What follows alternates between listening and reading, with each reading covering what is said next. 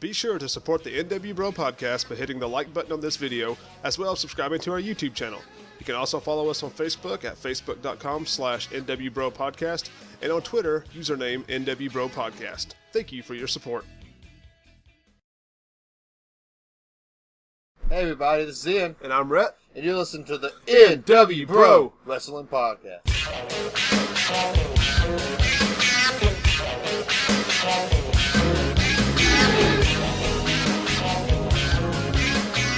Well, welcome back to another episode of the n.w.bro Wrestling Podcast, being recorded here on July 6th, 2017. We are back after a week's worth of a break. Things just didn't really align well enough last week for us to get together and do a podcast.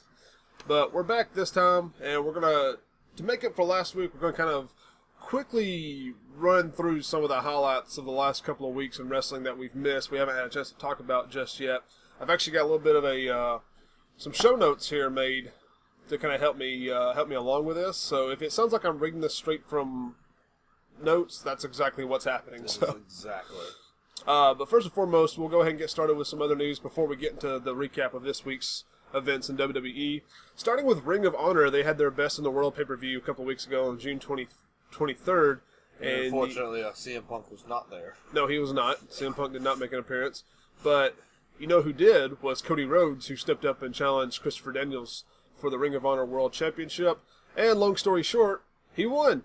So Cody Rhodes is now your Ring of Honor World Champion. And he was the champion heading into his IWGP Heavyweight Championship match against Okada at the New Japan G1 Special in Long Beach this past weekend, which is actually a good segue. There's not really much to say about the Ring of Honor match.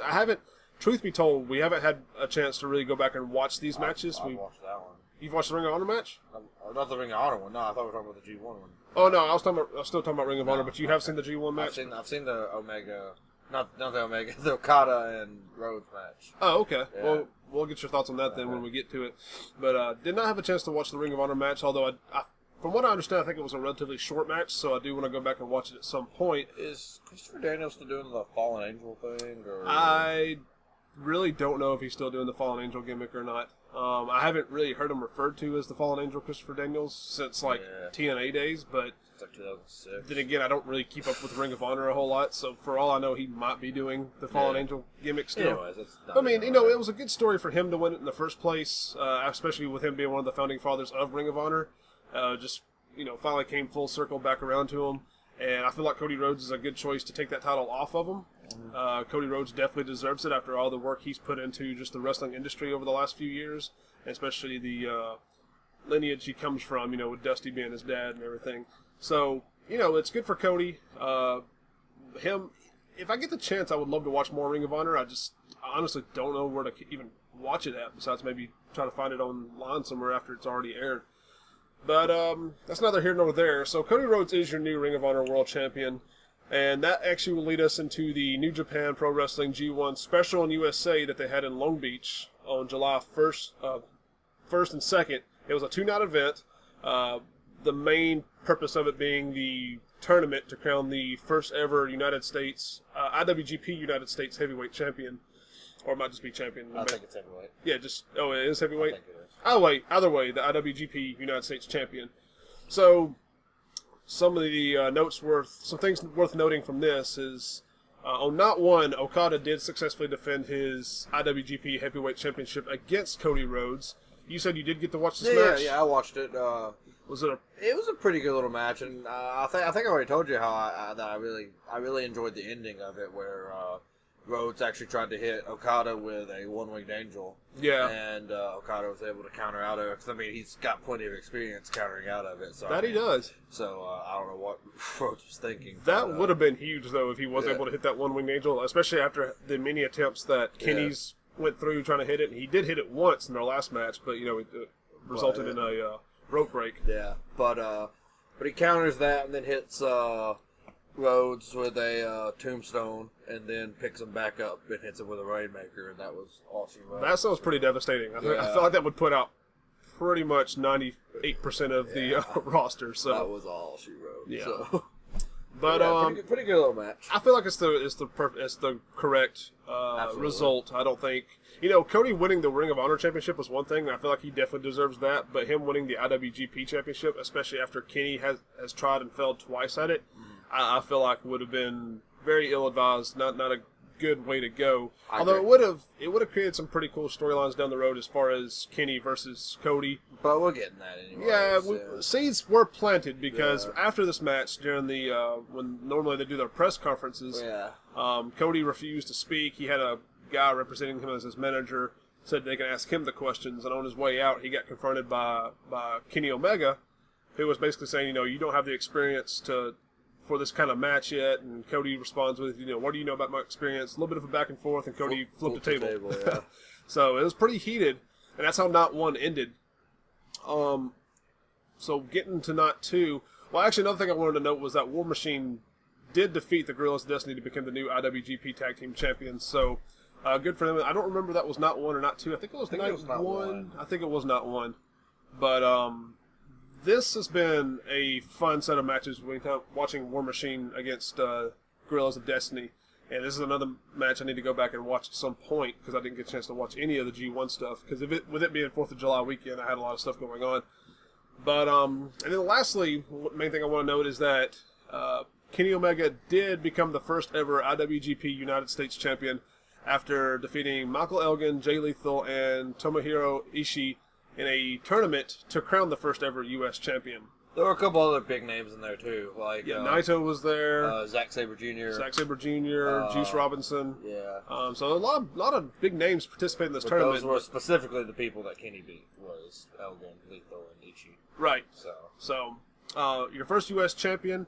On one hand, I want to say that was really predictable for Kenny Omega to win it, but on the other hand, it's wrestling. It might be, some people might say that's too predictable, so it wouldn't be surprising if it went the other way. But either way, I think it's a perfect choice. Kenny won the U.S. title. You remember a couple episodes ago when I said that I think Okada and Omega's round 3 will be a championship versus championship match. It could be. It's going to be. It almost has to be at this point. Mm-hmm. So yeah. Good for Kenny for finally winning a championship after going after Okada's championship for the better part of like a year more or so. And it's to kick off a new championship in the U.S. or U.S. title regardless. So we'll see how this championship run goes. But, I mean, New Japan hasn't let me down yet. They definitely value all their championships. And each one's just really super important to go for. So, you can say that about WWE, but there's been times where WWE titles just seem like they get thrown to the wayside and are not as important. But whereas New Japan definitely treats their championships with respect, and you have big names going after these championships at all times. So I'm excited to see a U.S. title run and see how that works. And this was a huge success from what I've understood, so we'll probably get more New Japan shows in America sooner rather than later. So that's good to see as well. Also, real quick, what is Kenny Omega considered? Is he a face or a heel? He's a heel, right? It's really weird for Kenny Omega because technically, yes, he's heel. But then he does stuff that's that very... speech he gave after he won this championship was there. He faced championship. He's thanking the crowd. We do this because of y'all and everything. And I'm just like, all right. He's a very interesting, neutral kind of. I mean, more so heel than face in my opinion. But I really like it. It's not just he's not shitting all over the crowd or the fans or anything like that. He's giving the fans respect. If anything, he just shits on his opponents. Most of his opponents. In a very heel fashion. But regardless of what he is, it's a very interesting take on it, and I really enjoy seeing Kenny Omega's character. I agree. So after his match with Ishii, where he became the champion, seemed to be a little bit more tension build up between him and Cody Rhodes, because Omega had just got rewarded the U.S. title, when Cody just took it right out of his hands, kind of gave him a little bit of a stare down, and then they just embraced, gave a big hug, and then Cody gave the title back to Omega. So, seems like things are okay right now, but I feel like that was just a kind of... Still calling it, man. I still feel like that was built up to... Omega's going to win the IWGP Championship, and then he's going to try to give the United States Championship to Cody, and Cody's going to be like, you don't think I can get this myself, and then that's going to be what starts the feud. I don't know if I agree, but that would still be interesting if that's the take they went with. That's the way they went about this. But out of the way, that concludes the Ring of Honor and New Japan stuff we want to talk about real fast. To kind of quickly recap last week's WWE stuff that we didn't get to talk about, on Monday Night Raw, you had... See, Braun Strowman got the best of Roman Reigns after a little bit of a scuffle, and Braun threw him into an ambulance. This is, of course, a lead-up to their ambulance match at Great Balls of Fire. Sasha Banks is your new #1 contender for the Raw Women's Championship after defeating Nia Jax in the final match of a women's gauntlet match. Something worth noting here, I think, is that Bayley was the first entrant. Her and Nia Jax were the first two in, and Bayley got put out pretty quickly, so it's more just burying of Bayley, so I don't know. Goldust and R-Truth was finally supposed to end their little feud they've had going on with a one-on-one match on Raw, but Goldust had a cameraman out there because Goldust has been doing this like movie thing. Yeah. He had a cameraman out there kind of filming the whole thing, which caused a diversion, and Goldust just beat the holy hell out of R-Truth before the match was ever started. So basically it's been pushed to Great Balls of Fire, which, to be expected. Yeah. Akira Tozawa versus Neville for the Cruiserweight Championship at Great Balls of Fire was confirmed by Titus O'Neil in this episode of Raw. A little bit of a swerve. Enzo came out wanting to address Big Cass and his attack on him the week before. Basically playing, the whole, I forgive you, let's just be brothers again act or whatever. Maybe come back. Yeah, Big Cass came out there, kind of apologized, says that Enzo's right, and that he's thought a lot about it since last week, and that he apologized for attacking him, and that they're going to be brothers and win some tag team gold and that sort of thing. And, they did their little can't teach that once again, probably for the last time, because after they got to the top of the stage, Cass turned on Enzo and just beat him down again. Yep. So, yeah, it was a bit of a swerve from Big Cass. He's still healed. The team still broke up, and don't seem to be getting back together anytime soon, which we both have been vocal about in the past is probably for the best for both people involved. More so one person than the other, but yeah. I think it could go good for both people. We'll see. In yet another cringeworthy segment, The Miz hosted a Miz TV segment with LeVar Ball, LaMelo Ball, and Lonzo Ball. If you guys don't know who these people are, good for you, because this has been just a headache to keep up with over the last few months. But basically, Lonzo just got drafted to the Los Angeles Lakers, and they were in Los Angeles at the Staples Center last week. So they had the whole family, or at least the dad and Lonzo and one of the brothers on TV for this. LeVar's been very vocal about Lonzo being the best there is. He's been very cocky. I don't even want to talk about it. But anyway, this whole thing was cringeworthy. Got a racial slur. Yeah, there was a racial slur. I didn't catch it live, but I did see afterwards where I think it was LaMelo said the racial slur. Yeah. This whole thing ended with Dean Ambrose coming out. He's the partner of the Big Baller brand, which is something LeVar does. It's bad. LeVar took his shirt off, acted like he was going to do something to The Miz. It was not a good segment. First of all, I don't even like LeVar Ball already, so this just was very, very rough to watch. So it was a train wreck, more or less. And then, to cap off the show, Samoa Joe attacked Brock Lesnar. Brock Lesnar was coming out to the ring to address their match at Great Balls of Fire, and before he even made it off the top stage, he got attacked by Samoa Joe, and ultimately Samoa Joe got the upper hand, think locking in the Coquina Clutch, and just once again got the upper hand on Brock Lesnar heading into their match at Great Balls of Fire. So far it's been like mostly Samoa Joe in this whole feud. Yep. Which I think doesn't bode well for him, but yeah, maybe not. But on so the next night on SmackDown, we have a rematch of the women's Money in the Bank. Women in the Bank. Women in the Bank match. The women's Money in the Bank match, because if you recall, Carmella won at the pay-per-view, but because of controversial fashion, because Ellsworth got the briefcase off the hook and dropped it in her lap. Mm-hmm. So the next week on SmackDown, Daniel Bryan stripped her of the briefcase and set up a rematch for this episode of SmackDown that we're talking about right now. So ultimately, Carmella did win it back. Ellsworth was banned from the arena, but he made an appearance back on the main event. But he didn't really get involved to the extent that he did during the pay-per-view. He tried to, but he ended up getting thrown off the ladder by Becky Lynch. Yes. But I will say this real quick. This women's Money in the Bank match blew the first one out. Oh, I agree. This was way better than the one at the pay-per-view. It was really good. And we finally got to see it end with a female wrestler at the top of the ladder with the briefcase. So Carmella won it. I don't really want to say fair and square, but way more fair than she did the first time. And she is your women's Money in the Bank briefcase holder. Women in the Bank. Also, Randy Orton versus Jinder Mahal for the WWE Championship in a Punjabi prison match at Battleground was confirmed. This is, I get it. I get why they're going with this match, but it's like the one match most people never wanted to see get brought back. To be fair, most Punjabi prison matches we have in the history of WWE are with the Great Khali or two big guys or something like that. We've never really had We've only had three? Yeah, we've never really had a Punjabi prison match with two mid-sized guys like Randy Orton and Jinder Mahal. It's usually huge guys. So I think they could put on a decent show at this match. Whether or not it's still going to be good, we'll see. I think they have with the match and the two people involved. I think they have the capability of putting on a good show. Yeah. It's just, if I recall correctly, when I've tried to watch these Punjabi prison matches before, it's kind of hard to follow because you've got two cages. You got two walls of bamboo to kind of try to look through to watch the match. So it's kind of tough to follow sometimes, kind of tough to see. So that's really my biggest problem with it is how much of this match are we actually going to be able to keep up with because of all the bamboo in the way. But evidently WWE's confident that this is a match that can work. Otherwise, because this is definitely one of the least popular matches they've put on in recent years, in probably the last 10 to 15 years. So they're confident they can make it work. So we'll see what happens. I'm still very much in Jinder Mahal's corner. So I hope he retains and goes on to.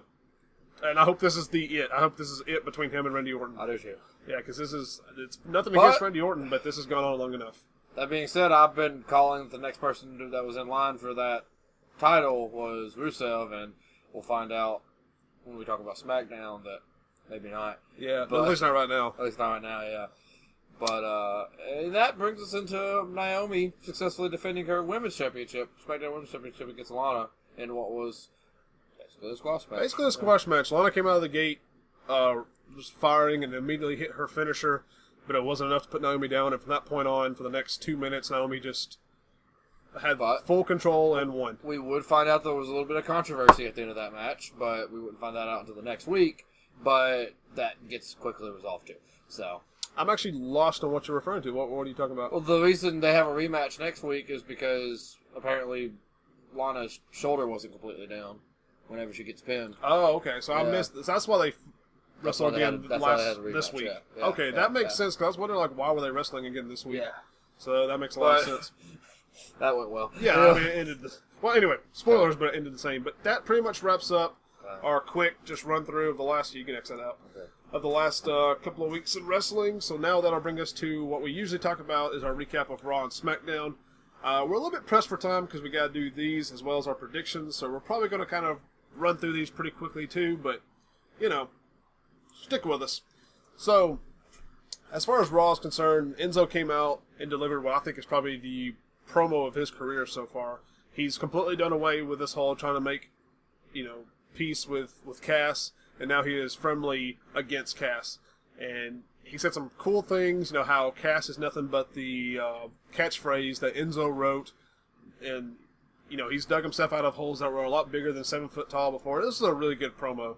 And I think it's something along the lines of Cass says that I write checks that I can't cash or whatever, but I'm the only person in the bank bouncing checks or something. He said something just clever Enzo stuff. So I really got this promo really kind of got me hyped. And then after the promo, Cass was getting interviewed backstage about his thoughts on it, and while he was giving away his thoughts, Enzo attacked him from behind, and before they could really get into anything super serious, they got separated. So Enzo's just full on, running with it now. Still don't think this will end well for him, but at least he got his big moment before the pay-per-view started this Sunday. After that, we had a tag team between Bayley and Sasha Banks versus Nia Jax and Alexa Bliss. Bayley was never even really in this match. She got put out very early and had to be helped to the backstage, which basically left Sasha in a handicap match between Nia Jax and Alexa Bliss. Nia Jax. But, Sasha still won. She got Alexa Bliss in the bank statement and caused her to tap, which kind of related to Shinsuke from a couple weeks ago. Is not a good look for her heading into a pay-per-view. But she ended up picking up the win. Again, more just, I don't know what they're doing with Bayley. Like I said, she was barely even involved in this match. She got put out very early. Just not looking good for Bayley right now. Hopefully that changes pretty soon, though. So we had a bit of a video package kind of talking about the Brock Lesnar and Samoa Joe stuff, which led into an interview, kind of a split-screen interview between the two of them. And before really any questions could get asked or anything, Joe just started ripping into Brock. Some back and forth, and Joe wanted to go right then, right there. So he ripped his earpiece out and went to find Brock Lesnar. And when he finally got to the same room that Brock Lesnar was in, they were separated before anything could even happen. And just a lot of back and forth, a lot of insults towards one another. And just, just what you would expect from Samoa Joe. He was the hot-headed one here, whereas Brock Lesnar was kind of the cocky, just like, come do something type of person. So, yeah, it was all right. So, Cedric Alexander versus Noam Dar. Who won this? Alexander won. Next match. Pretty much. Yeah. Let's see here. So, So, The Miz came out with his Miztourage and was basically talking about the train wreck of an interview with Lonzo and LeVar Ball from the week before. Ambrose came out, said he wanted to go ahead. He wanted to have that title match right here, right now. He didn't want to wait for Great Balls of Fire. When Heath Slater came out and said, you know what, I've been here for a long time and I've never had a singles championship match and I want one right now. So Kurt Angle made it happen. He said, what we'll do is, Dean Ambrose, you're still going to take on the Intercontinental Champion at Great Balls of Fire. And then Miz, you're going to defend your championship against Heath Slater tonight. And this was actually a really good match. Heath Slater is a very capable wrestler. He's not had much of a chance in the past, or he's been put in very bad bookings. But this was actually a really good match. Miz wrestled in a suit, by the way, and his pants split halfway through the match. I don't know. Did you catch that? Did you see that? No, I didn't see that. No. Yeah, he came out in a suit. He wasn't in wrestling gear, although he did have the foresight to have wrestling boots on before coming out. So he's smart there. You never know what could happen. Yeah, you never know. And Heath Slater put on a good match, and ultimately it ended with Miz retaining. I think there was some diversion from Miztourage and whatnot, but it was a good showing for Slater. And even though he lost, for him to be put on this kind of match like this and given the chance to do what he did during this match, I think is a good sign for him. So yeah. So good for him.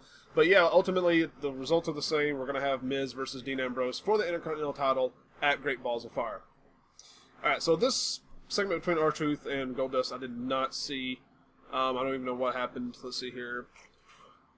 I think. Oh yeah, Goldust was just kind of out in his little director's chair, just talking about, in the same way he's been talking over the last few weeks about the cinematic masterpieces and whatnot. And R-Truth snuck it behind him while eating a thing of popcorn and proceeded to just beat the hell out of Goldust. So just a little bit of a brawl to lead into their match at Great Balls of Fire. After that, we had Seth Rollins versus Kurt Hawkins in what was like a 30-second match. After that, more between him and Bray Wyatt. I'm getting really sick of this already. This has not been a very fun thing to watch, so hopefully this will resolve after Great Balls of Fire. Neville versus Mustafa Ali, I did not see, but as expected, Neville did win via pinfall. More cruiserweight stuff, you know how I feel about that. Bray Wyatt gets lost in the desert. I think they were in Arizona, or where were they at this week? Sounds right. Somewhere kind of close to a desert, and he's just a little promo of him walking around the desert, talking more of that holy talk against Seth Rollins. So, I am the chaos that fuels that fire. I am the wrath that consumes you. Those are some sweet lyrics. Those are like metal lyrics. That'd be fantastic. Yeah. So Finn Balor versus Cesaro. This is just basically, I think, to give Finn Balor something to do right now before he gets into a big feud, probably with Elias Sampson. But there was some distractions in between Elias Sampson. The Hardy Boys got involved. I think they were on commentary for this match, and they got involved and helped kind of level the playing field, which led to a Finn Balor win over Cesaro via pinfall after the coup de grace. And after that, pretty sure this is our main event. Yes, so we have Braun Strowman versus Apollo Crews. How's that our main event? I don't know, but I mean, it's good for Apollo Crews to get put in a decent, pretty high-profile match. And the match wasn't terrible, although it was heavily one-sided towards Braun Strowman. It actually ended with Braun Strowman hitting Apollo Crews with 3 of his power slams. He hit him with 1 power slam, pinned him, and then brought him back up. Hit him with another one, pinned him, brought him back up, and then hit him with a 3rd power slam. And after the match, he was wanting to inflict more pain against Apollo Crews. When Titus O'Neil got in the ring and tried to attack Braun Strowman, but it ended very poorly for Titus O'Neil. So this caused Braun Strowman to throw Apollo Crews into the ambulance. And, when they throw him into the ambulance, they slap the back of it to indicate that they can drive off now. Well, he slapped the back of it, the ambulance didn't move. Slapped the back of it again, ambulance still didn't move. Slapped it one last time, still didn't go nowhere. So then he walks up to the driver's window. He even looks into the window, puts his hands on the glass and looks into the window to see who's inside. Guest can't see nothing, opens the door, and then gets attacked by Roman Reigns. They have a pretty big fight up on the top stage of the ramp, which ends with Roman Reigns spearing Braun Strowman off the stage, but then the show ended with both men making it to their feet. So they're both looking really strong going into their ambulance match at Great Balls of Fire. And that's your Monday Night Raw for this week. Any thoughts on Monday Night Raw this week, Ian? It was good. Actually, that was pretty good little Raw. It wasn't bad. Especially for a go-home show. Yeah, it wasn't terrible. Just with what we've got to work with, they did a decent job of it. So on SmackDown, we finally have the return of John Cena on July 4th. How appropriate. Yes, all that. And so he comes out and he's talking about how great America is. About America. Yep. Delivering a pretty good speech about America I agree. And all that. But he gets interrupted by Rusev, who finally makes his debut on SmackDown Live. Basically saying that America sucks and they don't know what they're talking about. Well, one thing I do want to say real quick is that Cena did confirm during his little promo that he will be on SmackDown and Raw. Yeah, he did confirm the free agent thing. Yeah, and he basically said it because, he knows his window is kind of limited because he's getting onwards and upwards into his career. Yeah. So he knows his window is limited, so in the time that he's remaining here, he's going to be on both shows. But it does look like he is going to be more SmackDown than Raw, especially with him having this feud on SmackDown. Or maybe that'll alternate. I don't know. But yeah. He'll probably just go from one to the other. Half feuds with SmackDown Superstars one pay-per-view, then a Raw SmackDown the next pay-per-view, something like that. Yeah. But anyway, this leads into this basically sets up a Cena versus Rusev match at Battleground. Flag versus flag match. Yeah, flag versus flag. I think they're going to have a flag match. I think they're going to have their own respective country's flag in their own corner. I don't really know if there's any other gimmick to this match other than it being a standard match with flags in it, but whatever. I don't remember. But yeah, so we got Cena versus Rusev going into Battleground. Is that what next pay-per-view is? Yes, Battleground's next SmackDown pay-per-view. Yeah. Then we had a little promo with AJ Styles and Chad Gable talking to was it Daniel Bryan or were they talking to Shane? It was Daniel. It was Daniel. Yeah, Daniel. Yeah, I don't think we've seen Shane in the last couple of weeks. That's right. And they were both just like, how come Kevin Owens doesn't want us in the match? And Daniel was like, well, I mean, he has good points, but he has beaten both of y'all fairly recently. So Daniel Bryan makes a win and you're in match between AJ Styles and Chad Gable, where the winner would be in the Battle Royale later tonight to determine who the number one contender for the United States Championship would be. So that's what we get, and honestly, a decent little match between AJ and Chad Gable. Not bad. I mean, I like Chad Gable. Chad Gable's definitely stepping up now. Sorry about that. Little technical difficulties in the form of my brother's dog. Yep. But yeah, Chad Gable. Ooh. So anyway, yeah. While he's handling that, I'll take over. So anyway, so Chad Gable's stepping up, and I really like what I've seen from him in the last couple of weeks, especially since American Alpha in general is not really doing anything. So he's put on a couple of good matches between Kevin Owens and AJ Styles in the last 2 weeks, which, I mean, they both ended the way you would figure they would. Kevin Owens won last week, and then AJ won this week. So AJ is in the Battle Royal to determine the #1 contender at the end of the night. But, still, it seems like a bit of a push for Chad Gable. I don't know if they're trying to set up a singles run for him or if Jason Jordan's hurt. I don't know what's going on with him. But either way, it's given American Alpha, at least one half of them, something to do while they figure out what to do with both of them. Yeah. And it's a good... It's not like it's just some crap booking that they're put in. They're getting some pretty good filler in between their next big feud or whatever. So... after that, we have a promo in the ring with Carmella basically saying, did you expect anyone else to win the Money in the Bank match? Of course, I was going to always win. And then Ellsworth he threatens to cancel Independence Day so they can celebrate the Carmella-bration for her winning the Money in the Bank match because it's more important. Well, she gets interrupted by Naomi, who basically saying, she's not scared and she's going to keep that title no matter when Carmella cashes it in. And that Daniel Bryan has some words to say to Ellsworth, so he comes out and basically delivers a bomb to him, says that he's getting fined $10,000. First he bans him from the arena. He bans him from the arena again, and Ellsworth's like, oh man, what am I going to do? How will I get back in? Because he got back in last week. And Daniel Bryan says, oh, wait, no, I'm also fining you $10,000. And also, don't expect a paycheck in the next 30 days because you're suspended. And also, if you do anything to break any of those rules I just set, then I'll strip Carmella of her briefcase again. So they freak out, and Carmella's just like, go! Yeah, just get out of here. So they leave together. So, interesting. Yeah, so that basically gets rid of Carmella's safety net in Ellsworth, at least for a month. Yeah. So she'll have to do everything kind of on her own for the next 30 days. We then get that rematch of Naomi versus Lana for the Women's Championship, SmackDown Women's Championship, because Lana's shoulder wasn't down last week. And this one was even faster than last week's match. This match started, Naomi hits a sunset flip into the head scissors crucifix choke and tap out. It's like 2 minutes maybe. Yeah, this is another just quick squash match. Little weird thing happened at the end of that. Tamina randomly comes out and stares down Naomi before ordering, Lana to get up and leave, and they leave together. Lana, the newest member of the Welcome. I don't know. Is that even a thing since their Money in the Bank match and Carmella won controversially? I don't know. I don't know. Maybe that's been dissolved and there's a new tag team between Lana and Tamina starting up.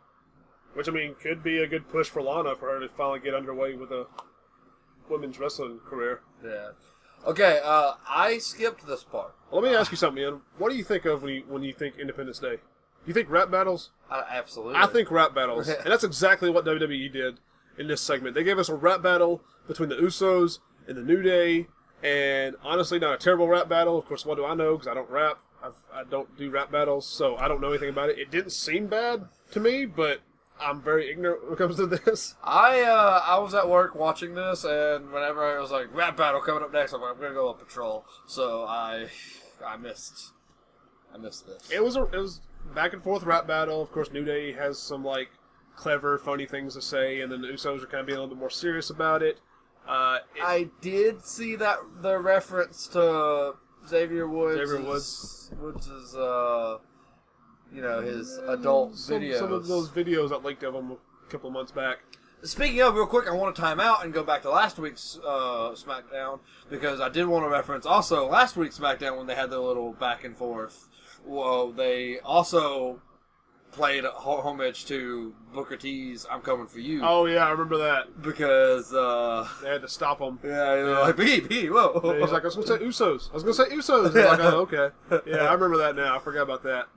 But this whole segment ended because Usos finally got fed up with what the New Day was saying, so they tried to fight him, but that got separated, and then they had some guy, I don't know who this guy was that was actually hosting the rap battle, but he disqualified the Usos. So the New Day, whatever. I guess, but the New Day won the rap battle by disqualification. I guess that's a thing that can happen. All right, so after that, you have Aiden English is out in the ring trying to do his little solo singing gimmick, and he gets interrupted by Randy Orton. Again. Which they have a one-on-one match, which Randy Orton wins very handily. No problems there, and it even hits English with an RKO after the match. Actually, Aiden won. Oh, it wasn't disqualification. Oh my God! Okay, I forgot. Yes, it was a DQ because Randy Orton just finally started beating him down with the steel stairs. So I forgot about that. I was thinking, I was remembering it was like a squash match for whatever reason, or whatever. But yeah, Aiden English technically won, but Randy Orton just had no interest. He just got fed up and started beating him down with some stairs, which afterward led to Jinder Mahal coming out with the Singh brothers, and they just said more of the same about, America and Great Balls of Fire, or I'm sorry, not Battleground and the Punjabi prison match, and just that was pretty much that. And I mean, Orton did kind of get a pretty good retort in there, where he's just like, people don't dislike you because of the way you look or anything like that. They dislike you because you're a jackass. So yeah. That was pretty good. But, I mean, that's the same reason people dislike Randy Orton, too. But, I mean, he's kind of a jackass. It is what it is, though. But that leads us into the Independence Day Battle Royale to determine the number one contender for the United States Championship. There was a lot of people in this match. Yeah, including Jason Jordan, who I guess he's not hurt, so I don't know what. See, there he is. Yeah, I knew he was in that. I forgot he was in that. So. But yeah, we have like Jason Jordan, AJ Styles, Sami Zayn, Eric Rowan, Luke Harper, Dolph Ziggler, Ty Dillinger, Zack Ryder, Mojo Rawley, bunch of people. Few others. Like, it was a big match. Yeah. But I think it was a pretty good little battle royale. We finally get the Hype Bros turn, but it was actually Mojo that.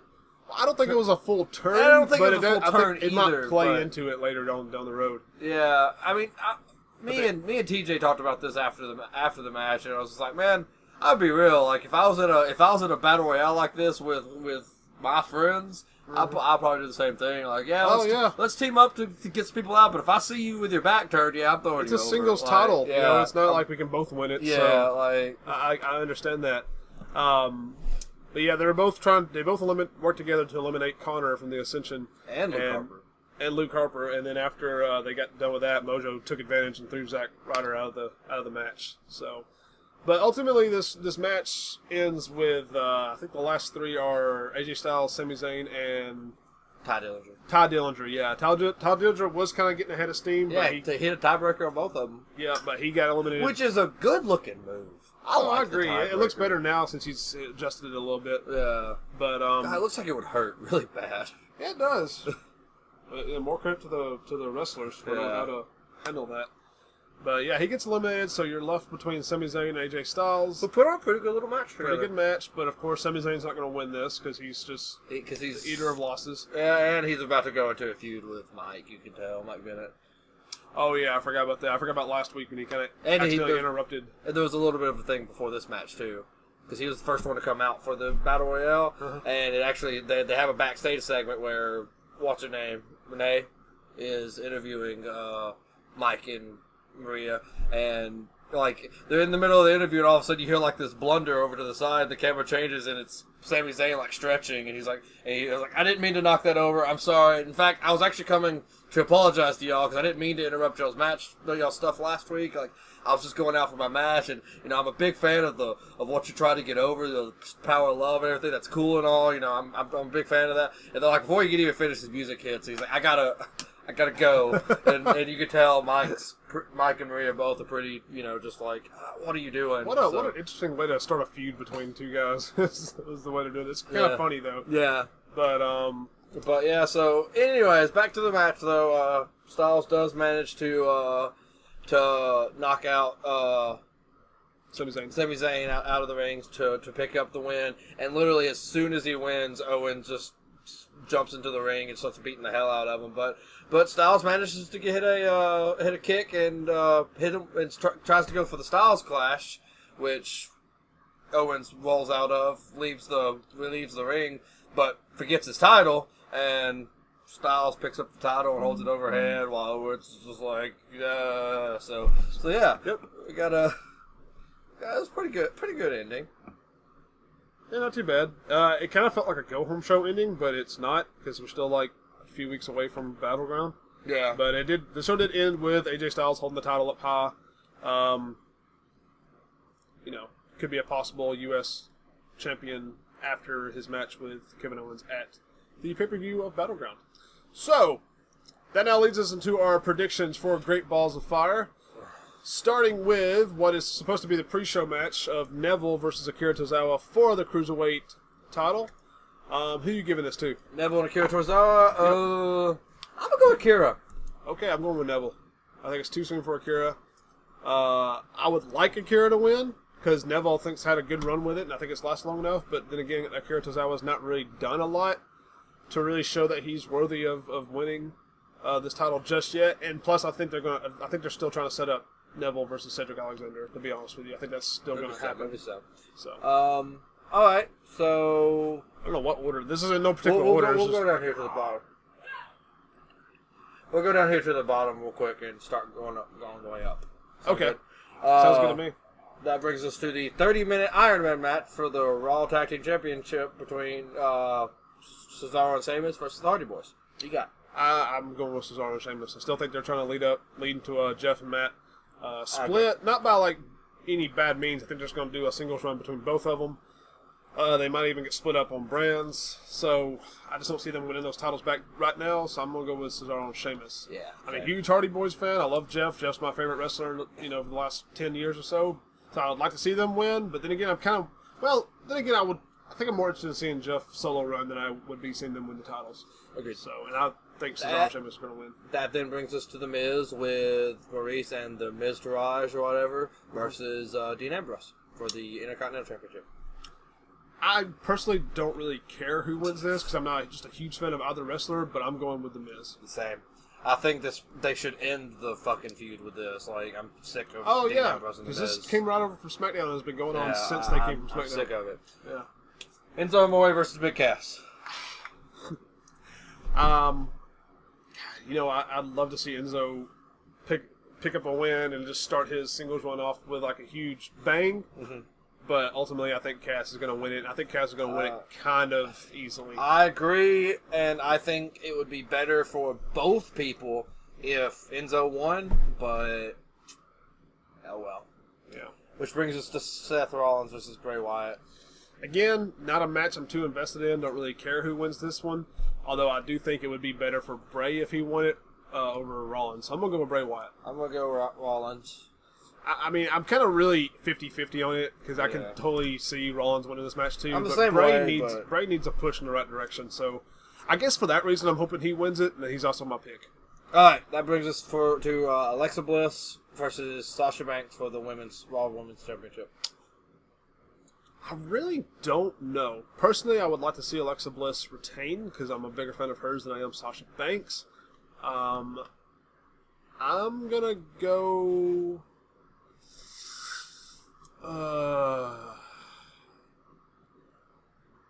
Are you want to pick Bliss? No, I just have a B right there. That could be for Bliss. Oh, it could be for Bliss or Banks. Yeah. I want to. Where are we at? Where's our picks at right now? So I want to split on this one. So I'll pick the opposite. Again, I really don't know. I could flip a coin for this one. I'm going Banks. So I'll go Bliss just for the sake of us splitting because I could flip. Like I said, I could flip a coin on this particular match. I think Sasha Banks with the Women's Championship is a long time coming, and I think she gets it. Like I do. I feel like she deserves it. That brings us into Roman Reigns versus Braun Strowman in an ambulance match. You got. Given the stipulation, you could see Roman Reigns winning this one because he doesn't have to beat Braun Strowman for the 1-2-3. Yeah. But I want to see Braun Strowman win, and I'm picking Braun Strowman to win this match. I think I'm gonna go Braun as well. I think he needs a win. I think I'm gonna go Braun as well, just because I agree he needs it. Yeah. That brings us into our WWE Universal Championship match between Samoa Joe and Brock Lesnar, our champion, with Paul Heyman obviously going to be there as well. So, who you got? Samoa Joe or Brock Lesnar? It's really weird because I'm a huge Brock Lesnar fan, but I find myself rooting for the guy he's fighting more so than I find myself rooting for him. I do love Brock Lesnar, but most like the Goldberg feud, for example, I was definitely rooting for Goldberg because Goldberg's back. He just happened to be against Brock Lesnar, and just multiple times over the last few years, I've rooted against him, and I think I'm going to do it again. I want to see Joe win. Because we've said before that Brock needs to lose that title at some point between now and WrestleMania, and Joe's making a really strong case for himself. Yeah. So I'm gonna say Samoa Joe. You're gonna go with Samoa Joe as your prediction? Part of me wants to say that Brock will retain, but I'm gonna go with Samoa Joe. See, now I'm a little bit of the opposite of you here, where I can't stand Brock Lesnar, which is good. I'm not supposed to be able to stand him. You know, he's a fucking heel. Like, it's good. I can't stand him. He's a piece of shit. Brock Lesnar, if you're listening to this, no, I'm just kidding. Yeah, that's the guy. I'm calling you out. No, that's the guy you want to do that with. Yeah. Yes. Anyways, but so I want Samoa Joe to win. I'm calling Lesnar. Call Lesnar? I think I'm Lesnar. going with Joe. Yeah, I think Lesnar's got it. Like, I think I think it's because of how hard they've been booking Joe is the reason he loses. And I think Lesnar loses that title before he gets to Reigns I still think he loses it against Finn. So this will be interesting because only 3 out of the 9 matches did we actually, or 3 out of the 8 matches did we actually agree on. Everything else we differed. Oh, I'm sorry, 4. Okay, so 4 matches. 4 but and 4. there's enough matches to really make a difference. But we can tie still because it is 4 and 4. So. Oh yeah, we can. Yeah. And plus, we don't know what TJ's picks are. We'll find those out probably later. Yeah. We'll go back through these real quick. In the Cruiserweight Championship match, I have Akira Tozawa. Rhett has Neville. In the Tag Team Championship match, we both have Cesaro and Sheamus. In the Intercontinental Championship match, we both have The Miz. In the Enzo versus Cass match, we both have Cass. In Rollins versus Wyatt, I have Rollins. He has Wyatt. In the Women's Championship match, I have Banks. He has Bliss. In the Braun Strowman versus Roman Reigns, we both have Braun. And in the Lesnar versus Joe for the United States Universal Championship, I have Lesnar. He has Joe.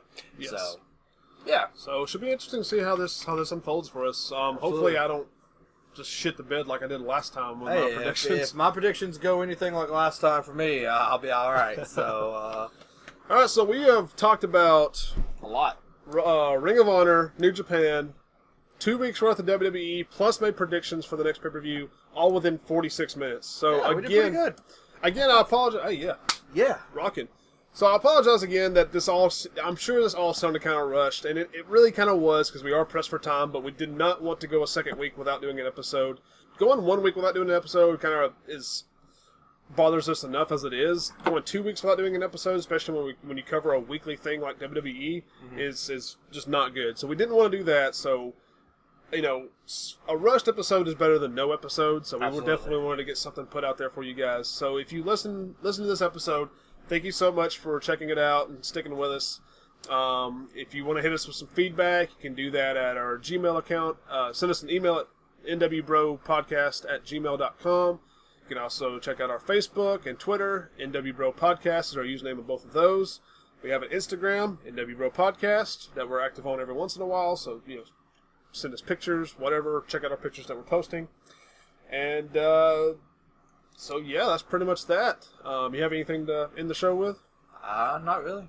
Cool. I'm hype. I'm kind of mad about Great Balls of Fire. Like, there are a couple matches on there I'm really excited to see, but there are a bunch of other matches. Yeah, it's really half and half. So like the matches that I don't care about, I really just don't care about. But the matches I do care about, I'm really kind of interested in. So it's a weird feeling. To be honest, I'm pretty interested in Roman Reigns versus Braun Strowman. Like, it's like the third or fourth time seeing it like in a pay-per-view, but I'm excited. Like, they usually put on a pretty good show, even if I can't stand Roman Reigns. So, I mean, to the guy's credit, he's a good wrestler. I think. I just hate his booking, hate his character. Absolutely. But that's it for me. All right. Well, that's gonna sign us off. We'll be back next week to review Great Balls of Fire, as well as the episodes of Raw and SmackDown that come after it. So until next time, we'll see y'all later. Adios.